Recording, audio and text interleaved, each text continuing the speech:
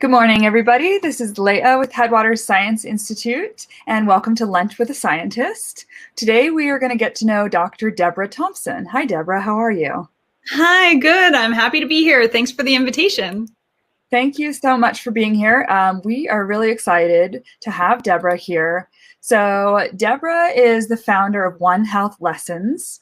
She develops lessons for children that help build the connection between human health and the health of animals and the environment. She is a veterinarian, a science policy advisor, a first responder, an award-winning public speaker and musician, and overall One Health advocate. And of course, as I said, the founder of OneHealthLessons.com, where she teaches incredible interactive science lessons for people of all ages. So today she's going to share some insights on her career path and talk about making careers happen in the science field. And before I turn it over to her, I just want to thank the Silver Sage Center for Family Medicine in Reno, Nevada for sponsoring this episode. Thank you so much. It's an awesome family medicine center. Thank you for sponsoring us. So without further ado, Deborah, I'll turn it over to you.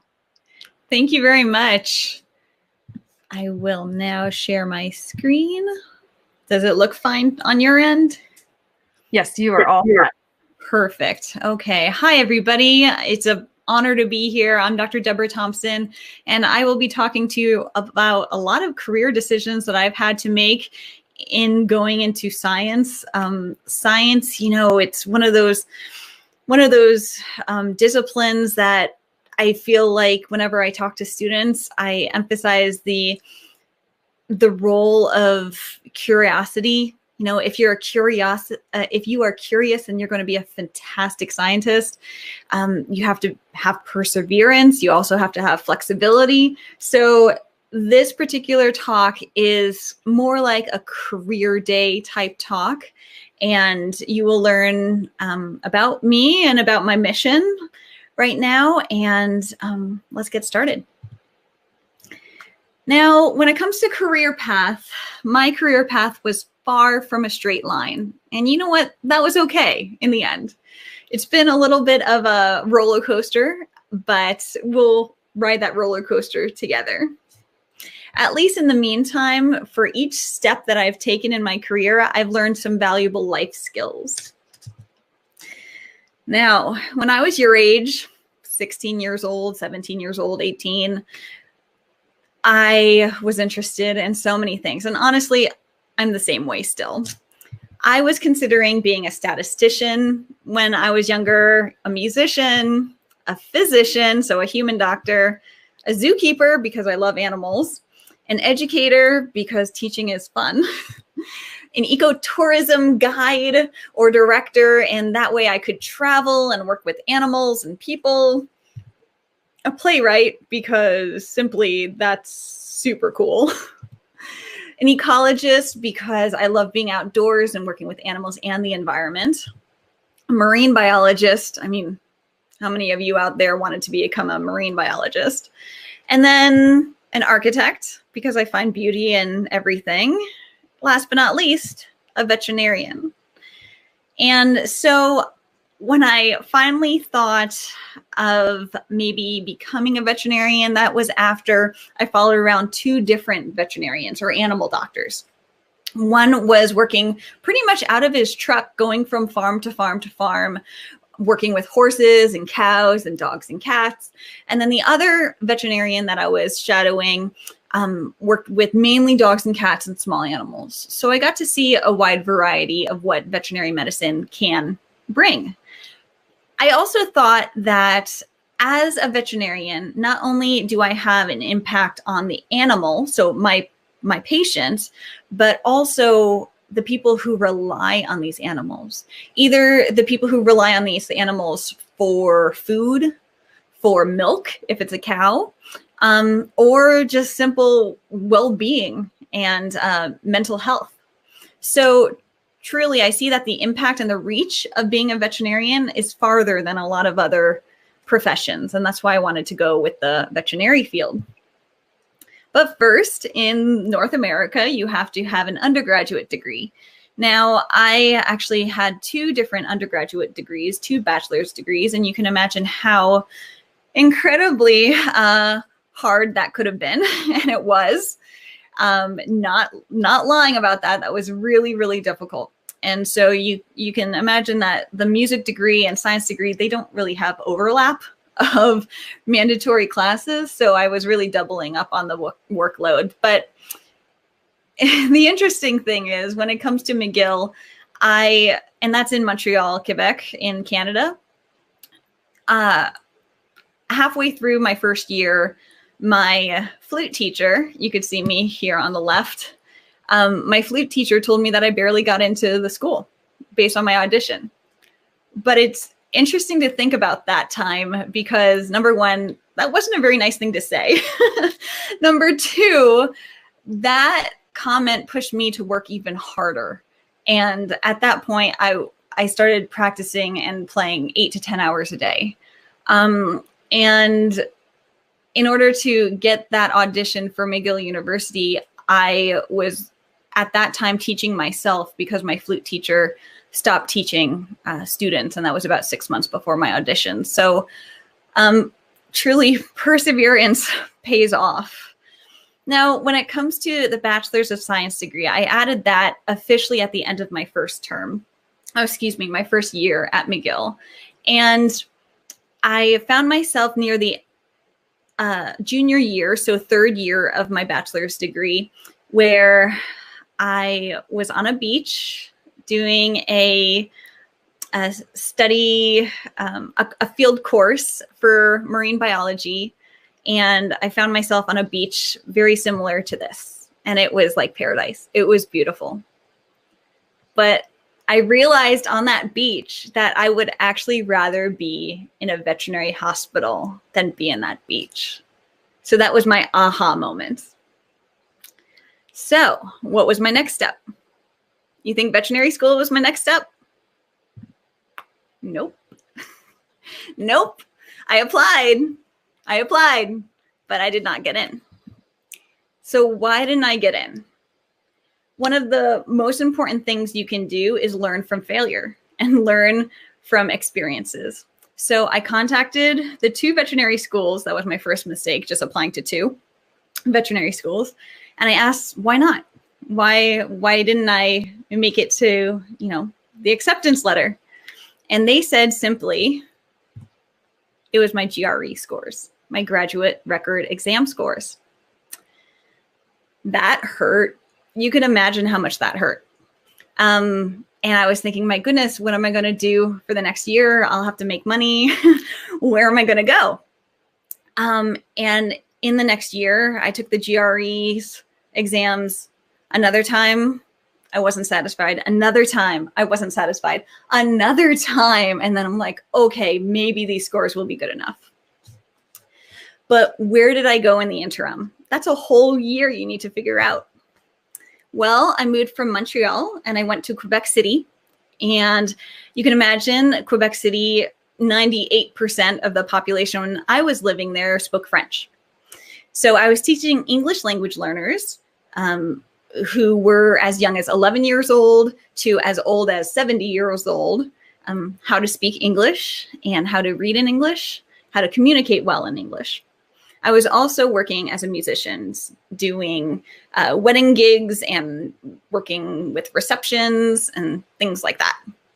So that's how I spent my interim year. And you know what? That interim year that was completely unwanted or unexpected because I did not get into veterinary school, that's changed my life because now I can speak French much better. And I know how to teach well. And when it comes to different age groups, I can address different age groups in different ways. So I felt like life skills were learned that year, even though it was an unexpected year. So you have to be flexible in life and not just see yourself, with blinders on. So what's next? I taught in a middle school for a whole year in Quebec City, and well, I never lost my passion for veterinary medicine, so I reapplied. This time I applied to a lot more schools, and I thought, okay, my GRE scores are substantially better. I have the exact same grades, the exact same experience. Let's see if this will actually work. So I drove down to the United States for some interviews, which I was incredibly grateful for. And then I picked up the phone one day, and it was from a vet school. And I was expecting a yes or a no, an acceptance or the other option, a rejection, right? Instead, what I got was a second invitation to go back down to the United States from Canada and re-interview with other people, because I heard that later on that one person said, yes, she's good to come in.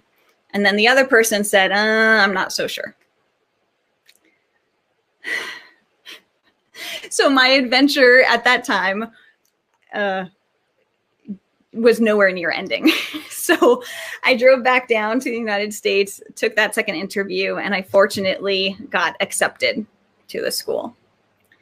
Now, when I went to Tufts, I earned a Doctor of Veterinary Medicine degree, and then I also earned a certificate in International Veterinary Medicine.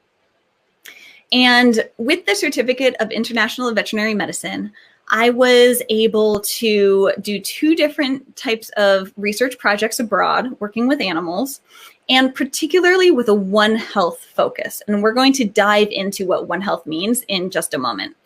But to give you an idea of what I did actually for this research that I designed, well, when it comes to this creature here, it's a water buffalo, and I was working in Nepal.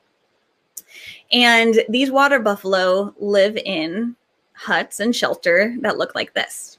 This is actually a pretty big one compared to other shelters for animals. Now, I was measuring something called mastitis, which is inflammation of the udder. And I was measuring the incidence, like the occurrence, how often mastitis happens in the community of water buffalo. Now, something important to know about mastitis, or inflammation of the udder, is that if the animal lives in a dirty environment, the chance of mastitis increases. So what I wanted to see was, do the farmers with these animals in their backyards understand and appreciate what we call animal husbandry? So the maintenance of the environment of the animal, so making sure that it keeps clean, and how the cleanliness of the environment plays into animal health. Now that's really, really, really important for these people because it affects their livelihood. You can see that this man here is milking the water buffalo because he will ultimately not only use that milk for himself and his family, but he's selling that milk. He's getting school supply money for his children with that milk. He can make cheese with that milk, right? So it's a livelihood. These people are dependent on these animals. And so if the environment near these animals is not necessarily the cleanest, then you can have inflammation of the udder in the animals. And then from there, when you have inflammation of the udder, the quality of milk decreases and the quantity of milk decreases. And that's a big problem for the pocketbook of the family. So that is a One Health concept: environmental health, animal health, and human health, all rolled up into one. So another example of One Health that I've used in my career was in clinical medicine. So after going to veterinary school and graduating, I became a clinician working in animal hospitals. And I was also teaching abroad. So when it comes to this incredibly adorable Cavalier King Charles puppy, Cavalier King Charles Spaniel puppy, you can see the ultrasound machine behind that puppy that I was using on the puppy, and an example of One Health in this particular situation. 2 things to mention with this little cute puppy. Number 1, this puppy could have had hookworms. Now that's an intestinal parasite. That is actually a big, big problem, because that, if a dog poops those worms and leaves it on the yard, and a person, say like a child, runs barefoot through the yard, those worms can pierce skin and go into a person. That's not good. That is not good. So you have to make sure that you treat the puppy. You have to make sure that you care for the environment, the shared environment. And you need to make sure that you educate the owners if there is hookworm in your area. Number 2, when it comes to a One Health concept, thinking of environmental health, animal health, and human health. Well, with this little puppy, I, of course, spoke to the owners about flea and tick preventative. Now, you might think at this point that flea and tick preventative could be, the outdoors where the puppy or the dog goes. Yes, that would work too. But now I'm talking about the indoor environment. What can the puppy be bringing in to the house? And another part of that is to think about when it comes to flea and tick preventative, and should it be an oral by mouth medication or a topical on the skin type of medication? That's really important to know if there's a toddler around the house. Why? Why is that important?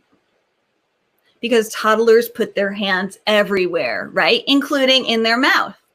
So when a toddler, say, pets a puppy or pets a dog, and there's a chemical or a medication on the back of the neck, that's not good for the family.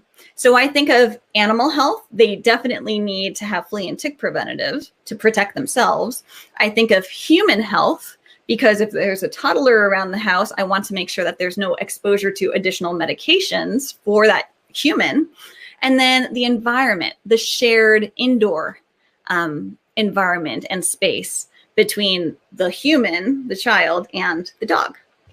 Another example of One Health in clinical practice was here in with me working with an Asian elephant in Thailand. I was cleaning up a wound for this animal, and I was also teaching students who want to become veterinarians of various ages. And you may or may not know this, but elephants can carry tuberculosis. That's a big problem because people can get tuberculosis. Now, can an elephant give a person tuberculosis? Yep, that is a big concern. So we have to make sure that the elephants are tested and they're negative before having anybody near them. But more importantly, at this particular animal sanctuary where I was working, we made sure that the vast majority of the public stayed pretty far from the animals to provide them enough space. I obviously had to get close because I was tending to a wound of this elephant. But those diseases that can jump between different species, there's a word for that. It's a term. It's called a zoonotic disease. Zoonotic disease. And when it comes to COVID-19, scientists around the world believe that that's also a zoonotic disease. We'll get into that shortly. My next chapter of my career is I became an entrepreneur and I started OneHealthLessons.com. Now, this particular website is devoted to talking about One Health, again, the interaction and the teamwork and the thought that animal health and environmental health play into human health. We're all linked, right? So it inspires the next generation to see the world as one. The true mission is to get every student on the planet understanding One Health and becoming passionate about One Health to ultimately change our actions. Now, OneHealthLessons.com certainly has a timeline. Back in 2001, that's when I started teaching. In 2008, that's when I first heard the term One Health, and that was in veterinary school. I honestly wish when I was your age, I had known that term. I developed One Health Lessons back in 2016.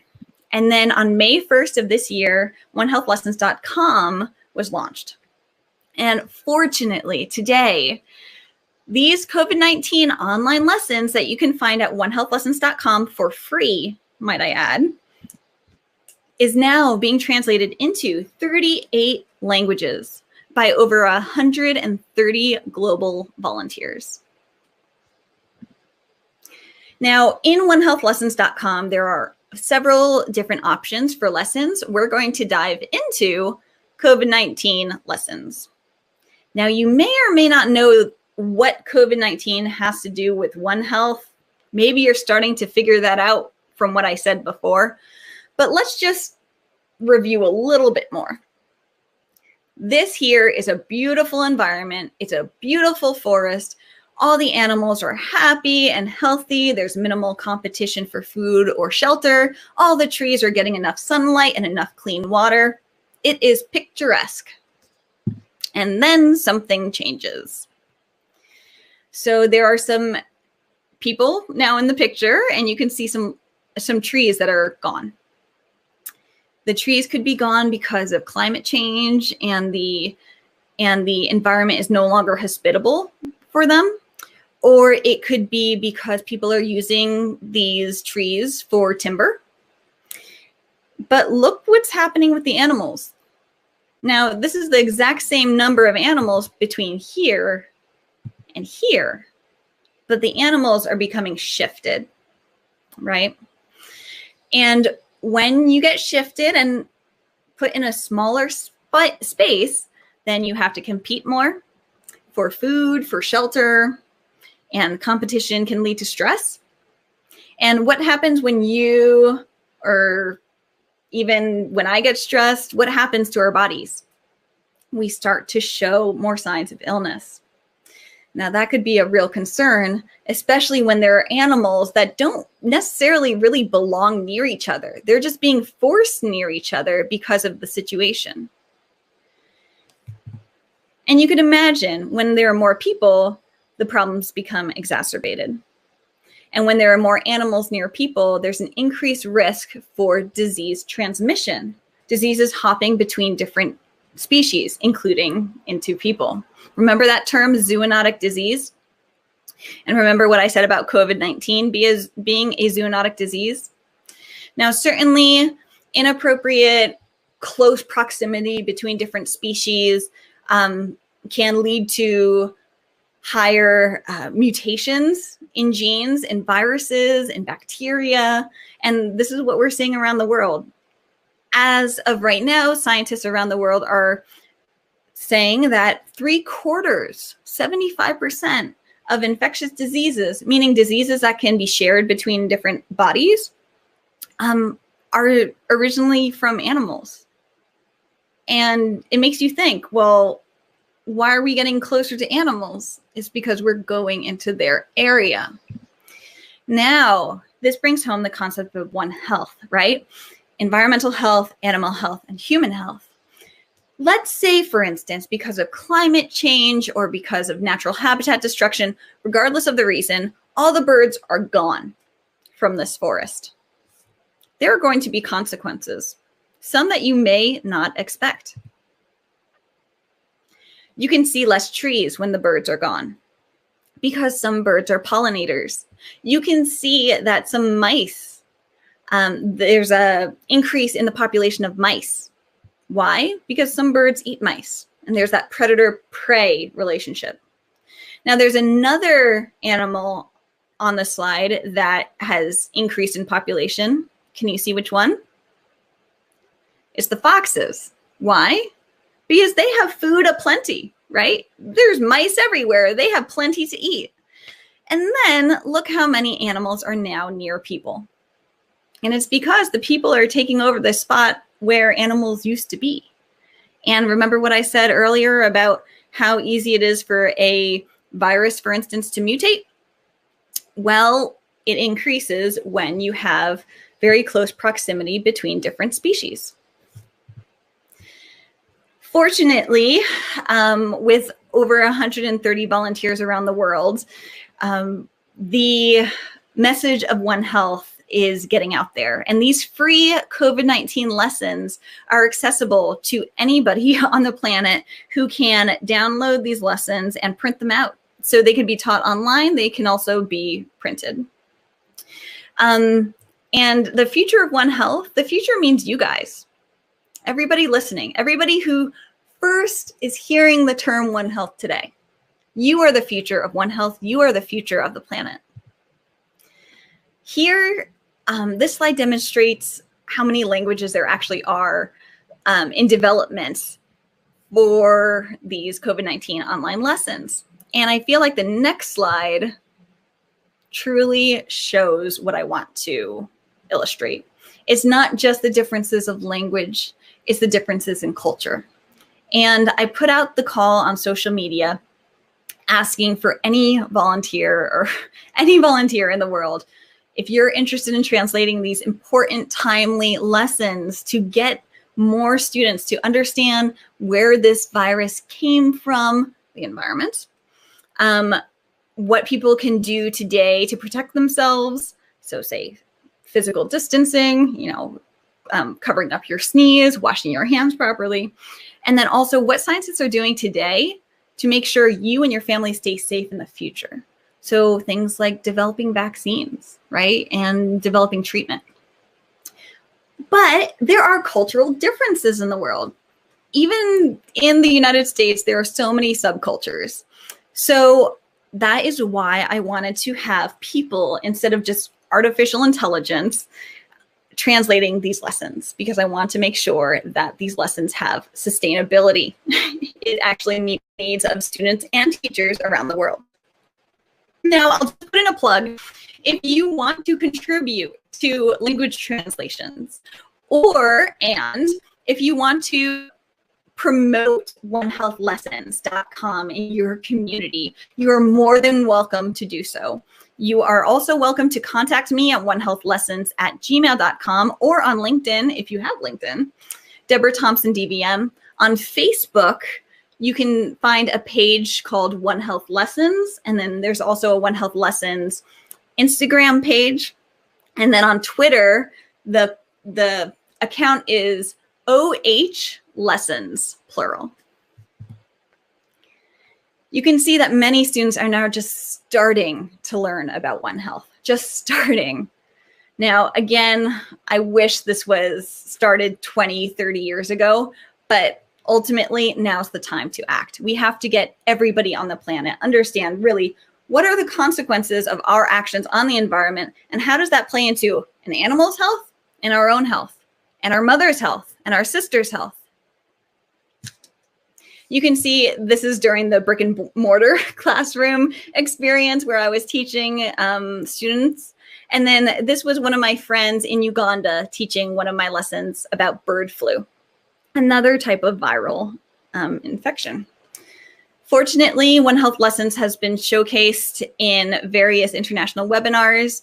Here on the left, you could see the United Nations Association in Canada. I was speaking with them last week. And then if you just Google my name, Deborah Thomson, NASA, you can see a about 10-minute video on YouTube about how One Health plays into the efforts of NASA and a lot of other global Earth observation entities in the world. So it's a really interesting project that was happening and still is happening. So coming back full circle, a veterinarian can wear many suits. I have been a clinician for several years, certainly an educator and an entrepreneur, which I'm incredibly grateful for having the support of. And then I'm also affiliated with the government, working as a science policy advisor. You can see that it just seems like yesterday when I got my rejection letter from veterinary school the first time.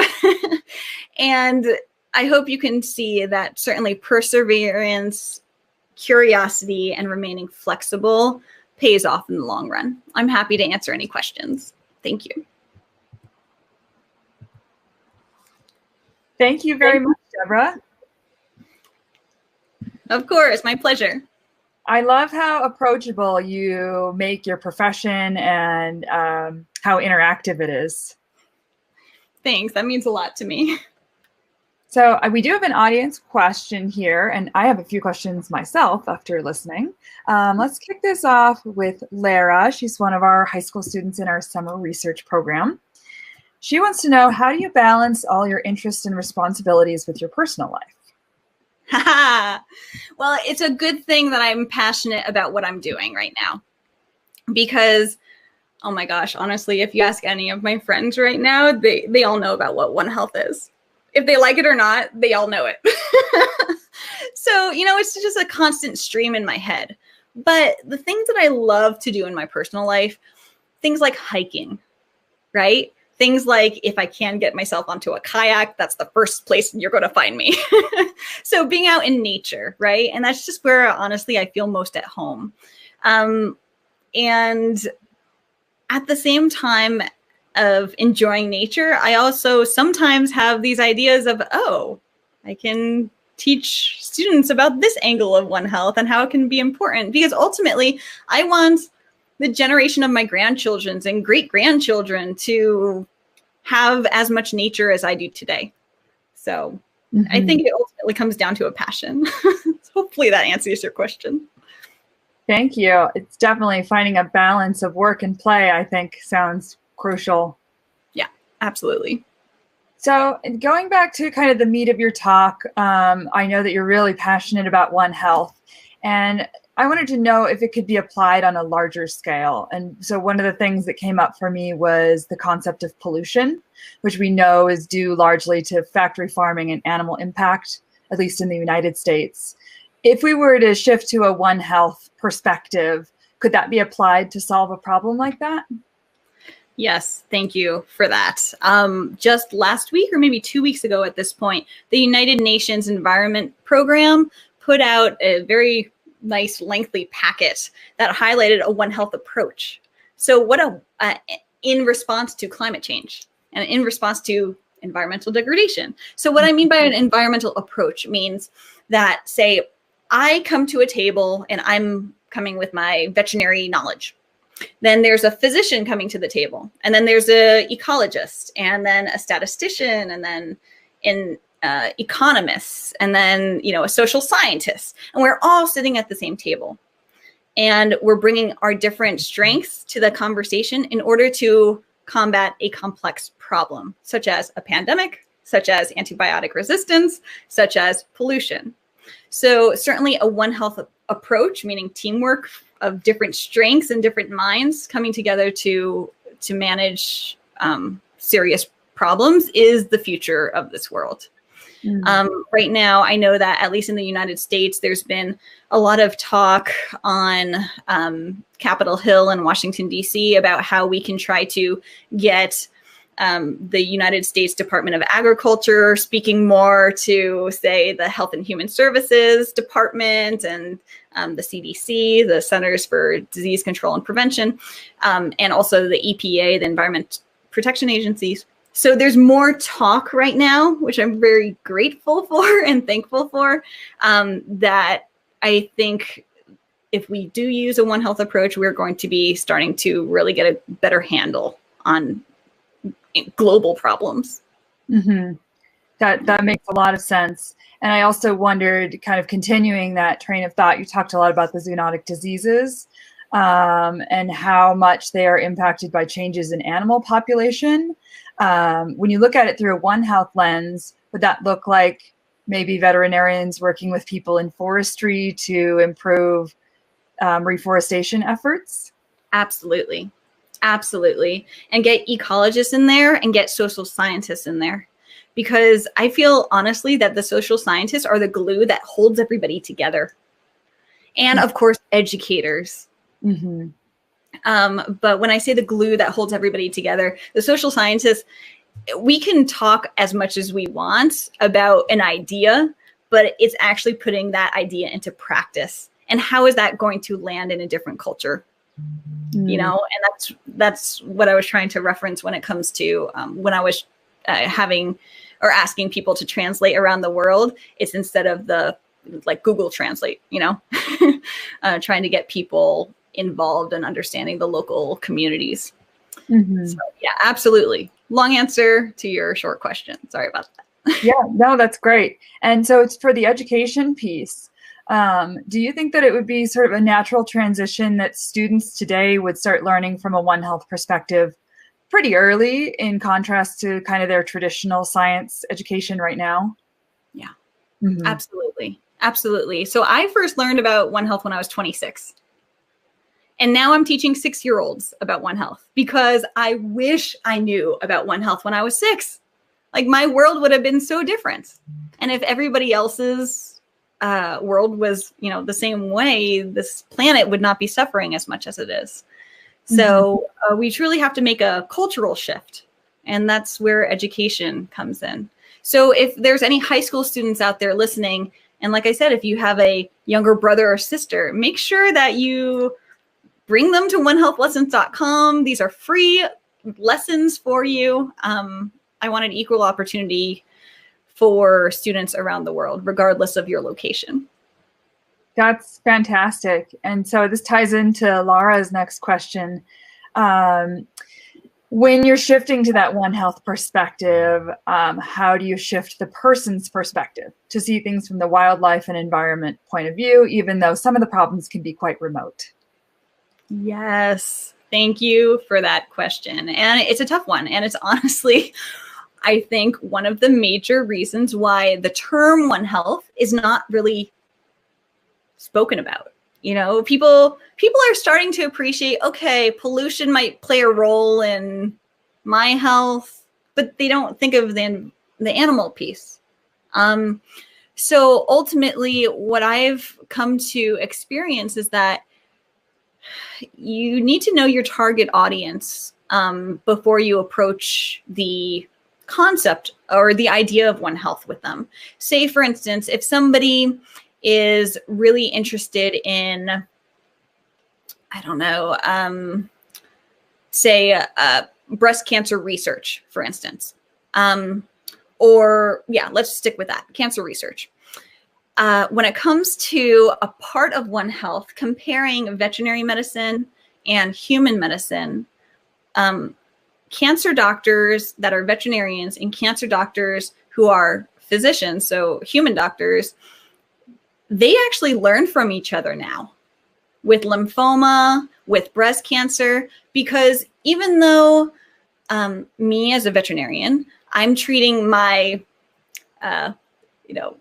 golden retriever patient, I'm still using the same techniques with surgery as well as for chemotherapy as a human doctor would be using for his or her own patients. And then we can compare, contrast what works, what doesn't work. And that way we can move the needle even further in medicine. And that's called comparative medicine, which is a subset of One Health. So ultimately, the answer to your question is truly you need to understand the target audience.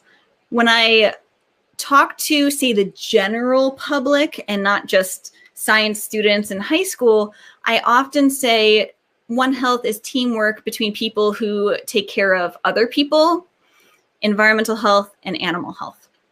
And I make sure that I say people first, because ultimately human nature just makes us a little bit on the selfish side, I feel, or, like egocentric. If I were to start with environmental health or animal health in that definition, then that would rely on other people to be altruistic, really empathetic. But, you have to make adjustments on the message. The good thing is One Health is flexible. So you're saying you can kind of tailor the message to attack it from many different perspectives. That's exactly it. Fantastic.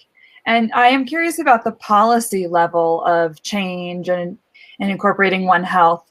For those of you watching, just for background, Deborah can't talk about her professional career in that realm, but on a kind of a high level, I would like to know, what does policy change in the One Health realm really look like?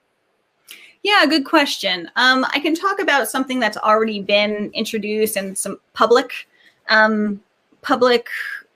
bills that are going through Capitol Hill.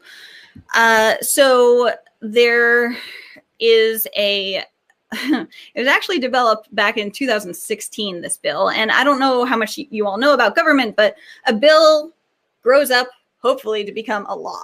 So think of a bill as a baby law, okay? But it has no meaning until the president signs it, both sides of Congress, so the House of Representatives and the Senate, both sign off on it, they both agree, and then it becomes law and enforceable. So a baby law, a bill. So there's a bill, actually there's 4 bills right now that mention One Health. There's particularly a bill that's focused on One Health called, in short, the One Health Act. And that is meant to get more interaction, more collaboration between the U.S. Department of Agriculture, the Health and Human Services, so that's the human health perspective, and other agencies. So thinking of the Environmental Protection Agency. Fortunately, there are even more bills in the making across both the House and the Senate side, which is good. But ultimately, I feel like there needs to be more and more and more talk. Mm-hmm. That's fascinating. And it's great to hear that there is something in the works. Yeah. Oh, and I forgot to mention, January, the United States Senate unanimously passed, and keep in mind, this was during impeachment time. So unanimous is pretty, that's something. Mm-hmm. Passed a resolution that declared January of this year, January 2020, to be called National One Health Awareness Month. Oh, so there's progress made. Progress. That's awesome. Well, Dr. Deborah Thomson, thank you so much for being here with us. My pleasure. It's been great hearing from you. And if you are watching and you want to get Deborah's super accessible, easy, interactive lessons, you can go to OneHealthLessons.com. If you have any questions remaining, you can always leave them here in the archives of the video, and we'll get them to Deborah and get your answers. And we want to thank Silver Sage for sponsoring this week. It's important to have donors like you, so thank you very much. And Deborah, I hope you have a great day. Likewise. Take care, everybody. Hope you share the message of One Health soon.